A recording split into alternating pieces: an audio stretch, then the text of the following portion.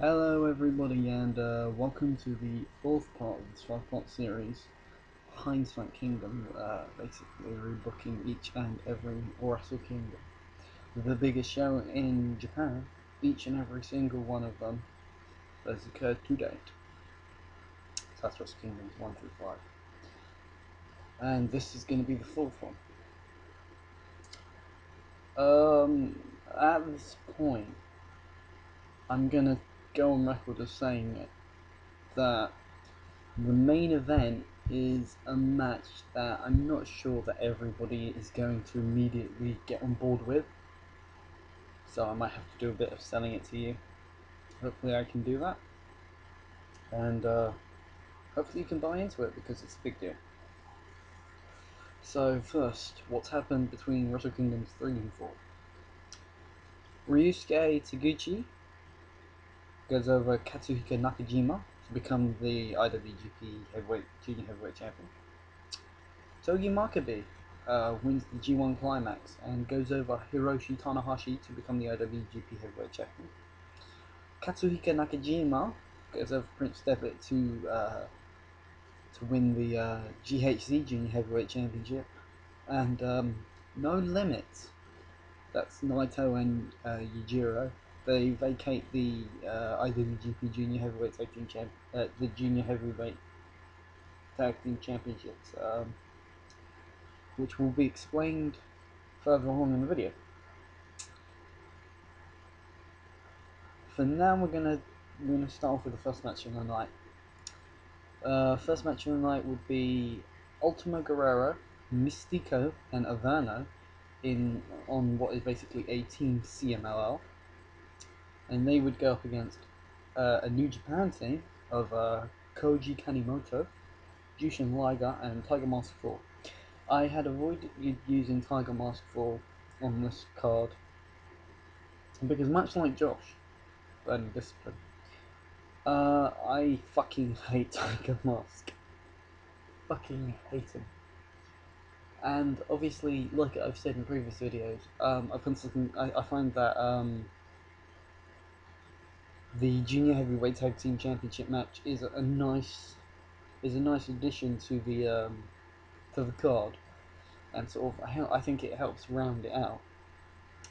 And I think Tiger Mask actually fits in quite nicely in this match. So, and alongside the two biggest legends in the history of New Japan Junior Heavyweights in Liger and Kanemoto, so it's not like he's really going to take too much away from this match.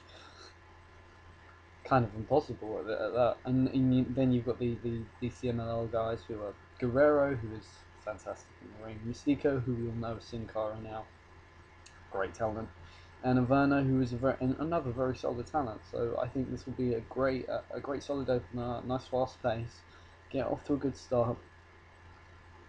But as predictable as it might be to actually put the New Japan boys over here, I would actually put over the CMLL guys, which I think would be, which I think could lead to a storyline throughout the year where CMLL guys, we start doing maybe a cross promotional feud with CMLL, which I think would be kind of cool. And this could actually spawn something for the future. It's just something I came up with now actually.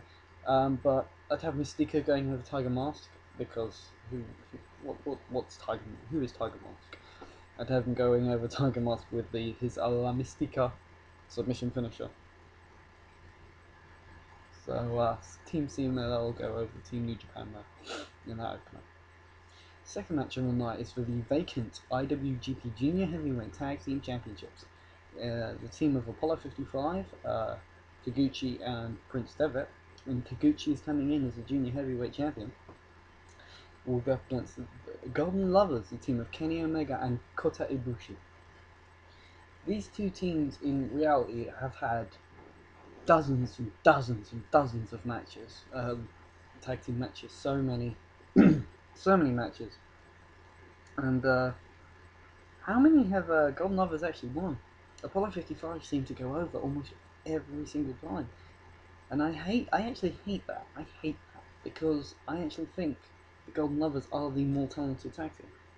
I'm not saying that Devitt and Taguchi aren't talented wrestlers. They are talented wrestlers. But Omega and Ibushi are younger, and I think all round they're better. So I think you take the comparisons. You've got Taguchi. I think Taguchi and Ibushi. Obviously, Ibushi is the much younger craftsman, and I think Ibushi has more is better in the ring, and I think he has a slightly better look to him. So I put Ibushi over Taguchi, and Omega is better in the ring and better on the mic than Devitt. So surely Golden Lovers are the better team, quite undoubtedly. So this match would be the typical match. I mean, whilst Apollo 55 do go over all the time, this would still be a very, very, very good match. It's a very good tag team match, and you can. I mean, these two teams would be coming in. I think they wouldn't. I don't think it would be such a big deal with the tops being vacant that they would sort of lose credibility for not going over No Limit, because obviously the No Limit situation will be explained later in the video. But I think with these two solid enough teams that they could make each other look great.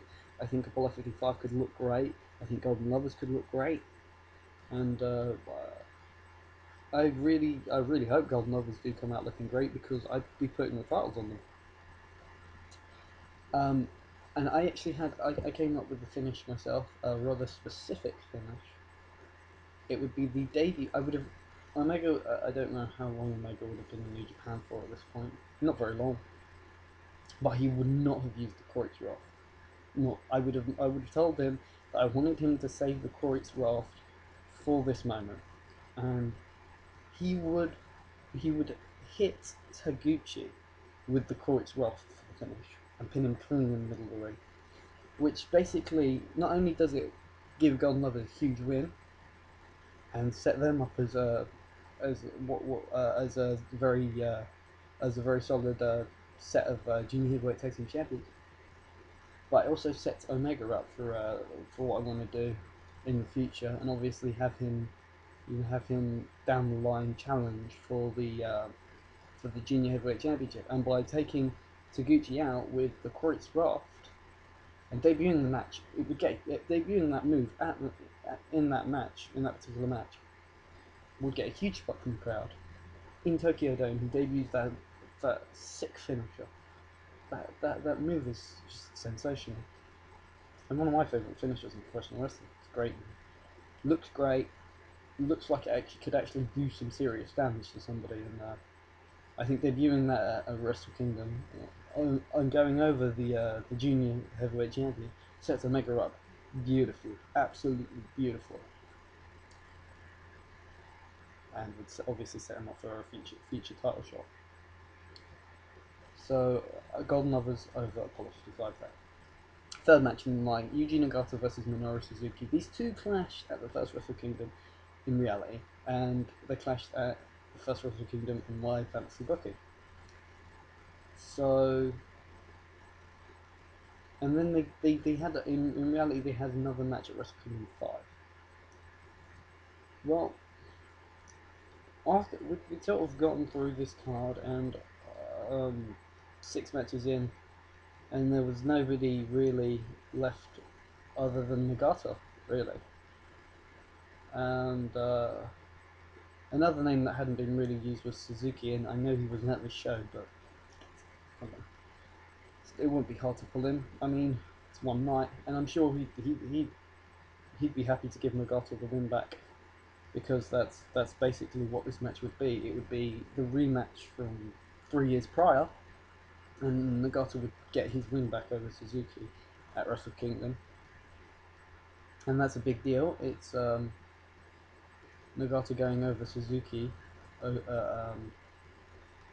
the biggest show of the year, and I think it would be a good match. It would be better than the match they had at Wrestle Kingdom 5, because they'd both be a year younger. I know Nagata hasn't really sort of slowed down. I just think Suzuki did, and I was not a fan of their Wrestle Kingdom 5 match. I definitely think this match could be a lot better. And with this match is only a 7-match card, so they'll have plenty of time. I'm sure you can give them enough time to have a good match, even at number 3 on the card. So that would be a superb match, in my opinion. 4th match of the night, and I know this is going to be a slightly shocking to some people, but it'll make sense further down the line. It'll probably make more sense next year. But for now, GHC Heavyweight Championship. Takeshi Sugiura defends against Masato Tanaka. These two are both brawlers. These two, I think the styles clash very well. Sugiura, at this point, I think his reign was sort of only just getting underway, and I believe that he actually put title on line against Kota, which was kind of I felt like it was a bit of a slap in the face to Kota, because obviously he's not had his IWGP reign, so they're trying to make him look credible by giving him a GHC title match. And you knew he wasn't going to win the GHC title, so why even bother? Why even bother giving him the match? It's a waste. What you want to do here is you want to put Sugiura against somebody who actually has credibility, and that's not saying Goto doesn't have credibility. The way New Japan had booked him, he didn't really have much credibility going into that match, and you knew he was going to win. But Sugiura and Tanaka booking this match, I think, with Tanaka being who's basically a freelancer, he's a freelancer. There's definitely a very, very, very strong chance that there would have been a few fans who thought maybe Tanaka can actually win this. So, and Sugiura, obviously, I mean, like I said, Sugiura would have been at the start of his defense, having won the start of his reign, having won the title off of Shiozaki. And I just think these two would go out there and have a slugfest, an absolute breathtaking brawl, just batter the crap out of each other, which is what these two are known for. They're both known brawlers. I mean, Sugiura can go with the best of them and pretty much anything. He can mix up his styles like very few can actually. I'm quite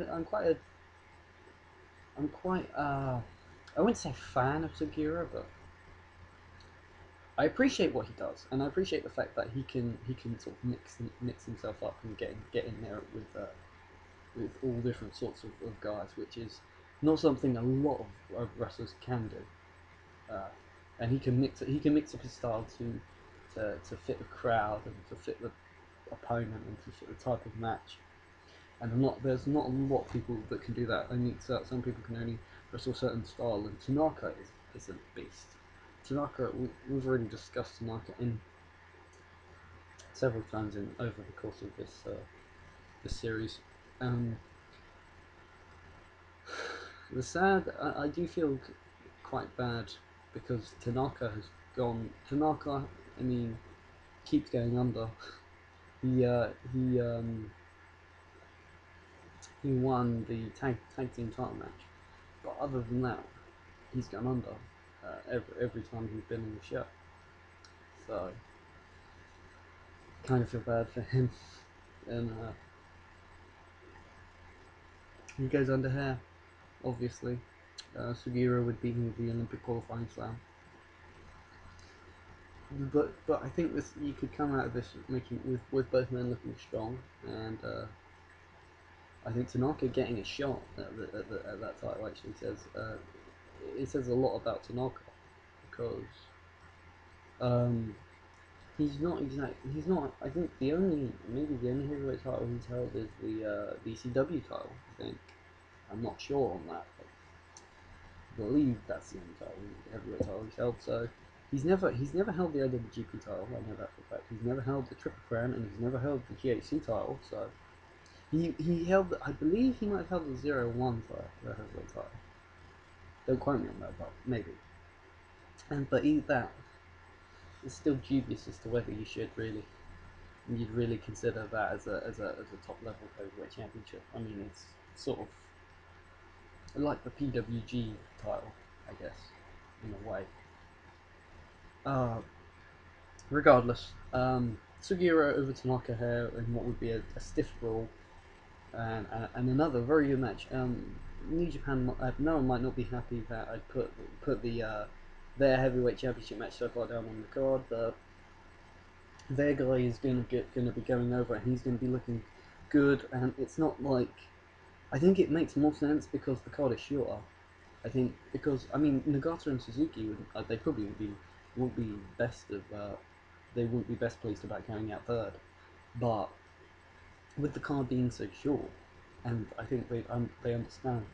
If I actually spoke to them, they'd understand the situation I'm in, because I want to help. I want to build new younger talent.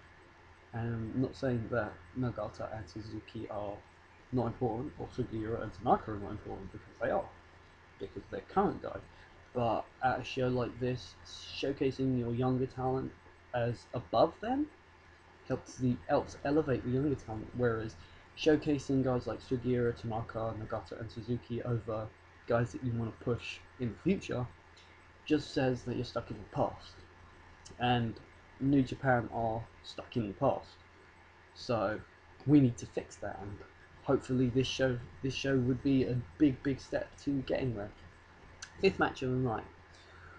Bad Intentions defend the IWGP Tag Team Championships against No Limits. This is where the explanation comes in. No Limit held the IWGP Jr Heavyweight Championships for pretty much a whole year. They beat everybody that came up against them. And a few months before Wrestle Kingdom, they would come out and they would basically say, we don't want the Junior Heavyweight Tag Team Championships. We want to step up, and we want to take the heavyweight straps, and we want to take on Bad Intentions, and we want to beat them at Wrestle Kingdom. And Bad Intentions would basically play it off like it's some kind of joke. Like, what, these two junior guys are going to come in, and they're going to come at us at the biggest show of the year, and they're going to come and take our titles? Are you kidding me? Are you serious? And sort of, they would sort of laugh it off, but I'd probably actually have Naito go over Bernard in a singles match, and Bernard would go, no, Bernard would go crazy. This would drive him insane. He would basically just get on the mic and after this match and say, "You're on. You get your tag team title match." And then obviously they vacate the Junior Heavyweight Tag Team Championships to step up and challenge Bad Intentions for the title. And this is a case of helping to try and elevate Yujiro and Naito, which is a big deal to me, because these two guys are both future main eventers, in my opinion. It should probably, in my opinion, Naito should be a main eventer now, and Takahashi isn't that far behind if you built him right. So, and not only that, but last year, Gaijin Team won the titles. 2 years ago, Gaijin Team, Motor City Machine Guns, they won the titles. They held them for a year, and No Limit were New Japan saviors. They were the faces, and they beat the unbeatable team. Another year on from that, Bad Intentions has held the tag team titles for a whole year, just like the Motor City Machine Guns held the Junior Heavyweight Tag Team Championships for a whole year. And No Limit come in at Wrestle Kingdom as the underdogs once again. Once again, they are underestimated by a Gaijin team, another Gaijin team. And No Limit overcome the odds, and they beat Bad Intentions. And Naito pins Anderson following the Stardust Press, and No Limit take those tag team championships. How big would that be? Whew. I think they won the heavyweight tag team championships in reality anyway, and I just think this is a bigger way of making them into stars. And I said Naito is obviously a star following the junior tag team match, and I just think this helps elevate him, and that's huge for him. So No Limit over Bad Intentions, Naito with a Stardust Press on Carl Anderson. Sixth match of the night in the semi-main event.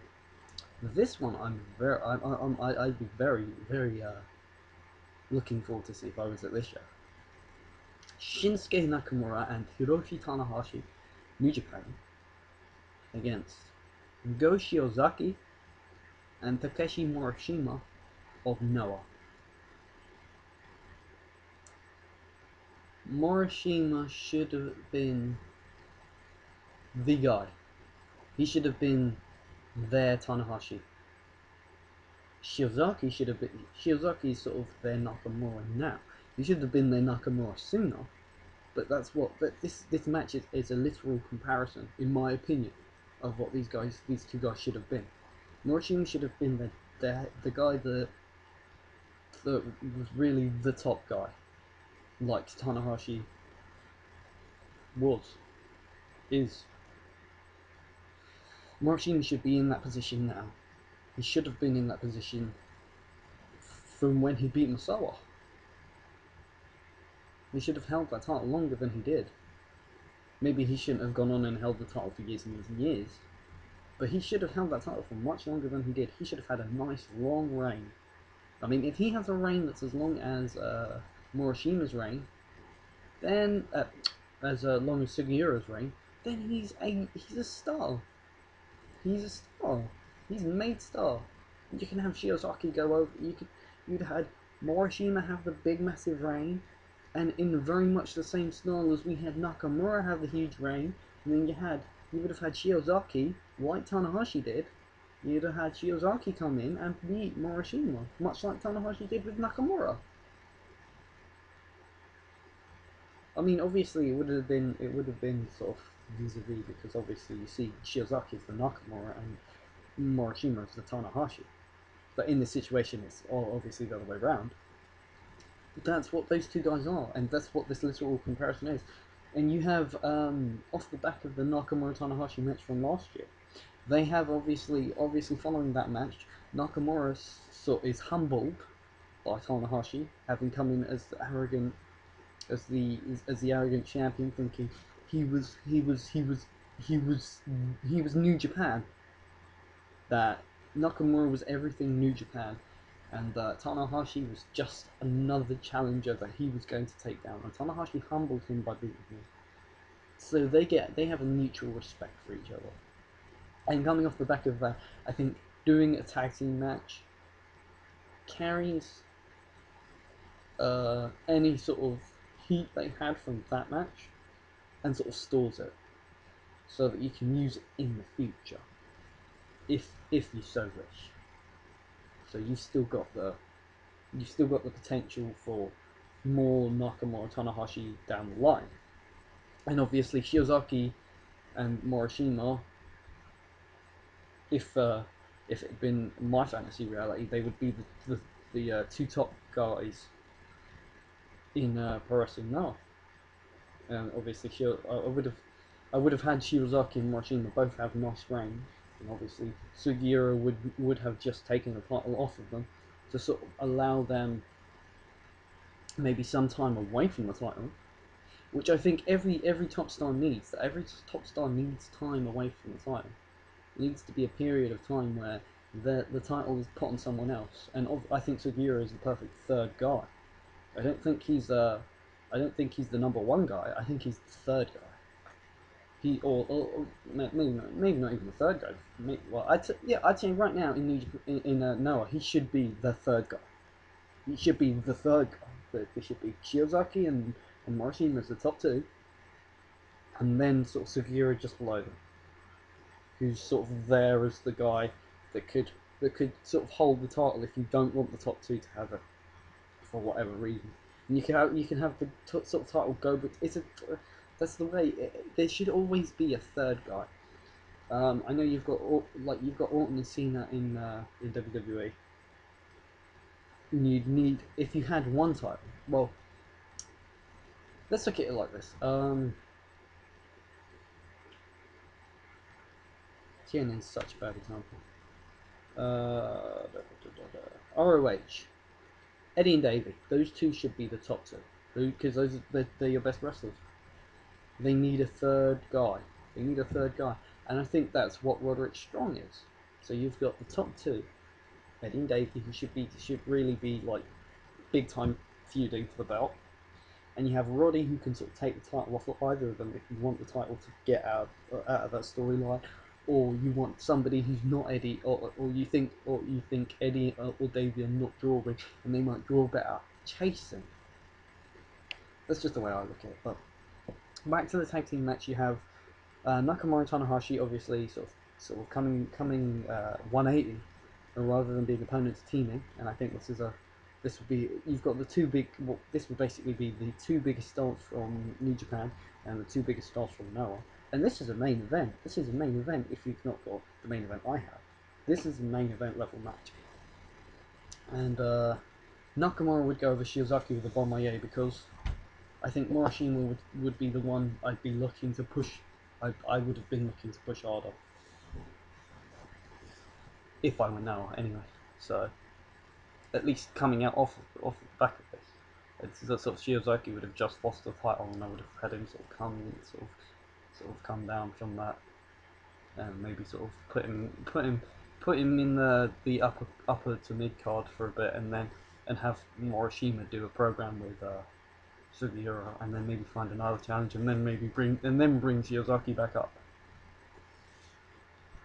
But yeah, Nakamura over Shiozaki with the Bomaye.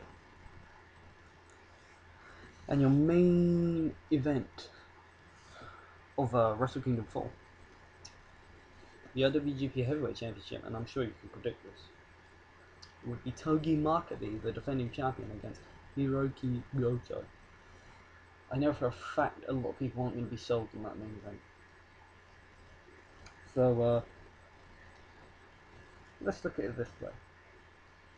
Makabe would obviously, like I said, he'd win the G1 Climax, and as an underdog, would go over Tanahashi in what I would actually make one of the biggest all-out brawls. I'd probably even throw in an all-out hardcore stipulation, and I would have them juice like crazy. Both of them juice like crazy. I'm not gonna ask them to go out there and kill each other, but put on a bloodbath. Your old school NWA sort of match where Ric Flair would just juice like crazy, and just have both of those guys go out there and just bleed their hearts out for the company. Because I think that's what that match should be, and it actually makes Tanahashi. It would show another side of Tanahashi, a tough side of Tanahashi, and he would come so close to holding onto his title. But it's Makabe's environment. It's a fight. It's not a wrestling match. It's a fight, and Makabe proves that he can beat Tanahashi in a fight, which saves credibility for Tanahashi because he lost a fight to an animal, and at the same time, it makes Makabe look like a badass as the champion. Makabe comes in and he beats the crap out of Tanahashi in a fight. He beats the champion in a fight. He beats the top guy in a fight. Now, however you look at it, that legitimizes Makabe. And it doesn't look Tanahashi look weak because he lost a fight to Makabe. So Makabe's the champion, and he takes on all comers. And I'm talking he's willing. He's the champion that's willing to put his title on the line, much like Bret Hart was when he first won the title. Put the title on the line against every single person he faces. Anybody, anytime, anywhere. He will put the title on the line. And he would have like fights with Nakamura and Nagata and maybe even Minoru Suzuki. And they would have fights, and he would win. So you'd have Goto come in a few months before Wrestle Kingdom, and he would basically lay out the challenge. He would say, if you're the fighting champion that you say you are, I've had such a great run. I've had a win over Muta. I had the run to the G1 Climax final. He would have gotten to the G1 Climax final this year, but lost out to Makabe in the final. He would have gotten to the G1 Climax final twice. He would have had the win over Muta, the win over Angle. So, but I would not have given Goto a title match because I wouldn't have wanted him to lose a title match. That's something that I would have made sure I didn't have happen. And Goto would say, I've come this close to getting a title match. This close. And every single time I feel like I'm going to get that brass ring and I'm going to pull it down, it slips out of my grasp. And I'm done. I'm done trying to reach for that brass ring. I'm going to climb up there. I'm going to cut the brass ring down. And I'm going to climb back down and I'm going to pick it up. I'm not going to try and pull it down.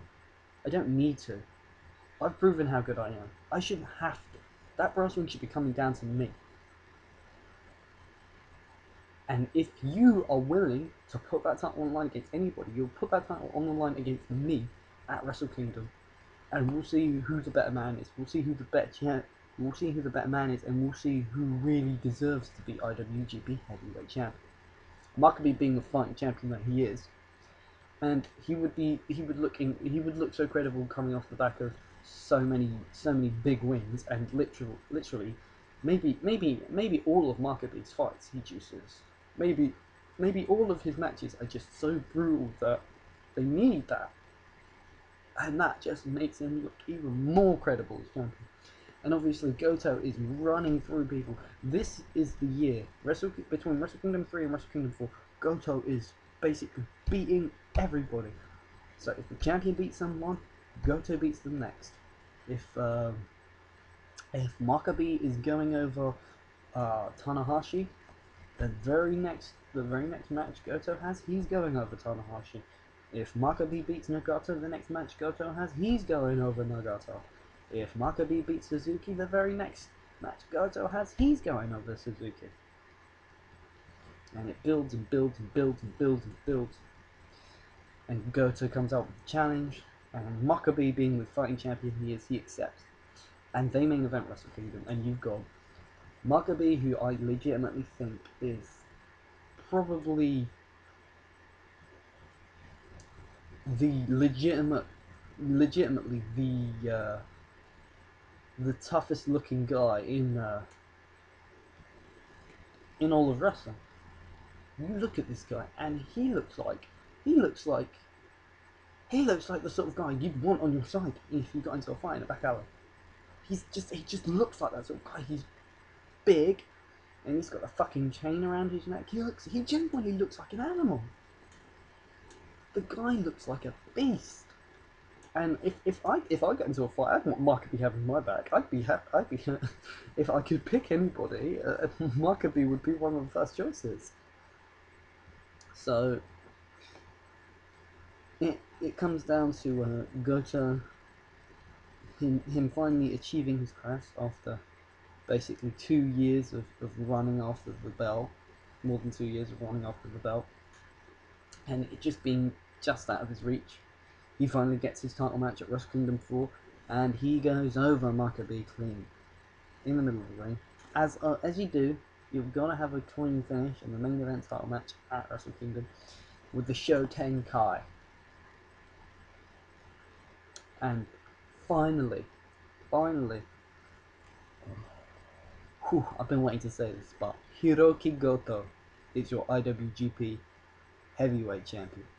I know it's a fantasy, but it feels good to say it, and I bet it feels good to hear it. So this has been Wrestle Kingdom 4. Look out for Wrestle Kingdom 5 coming hopefully very soon. Leave your opinions on the card down below. Subscribe to Josh down below if you haven't already, because you should be. And I'll catch you whenever I do. Peace.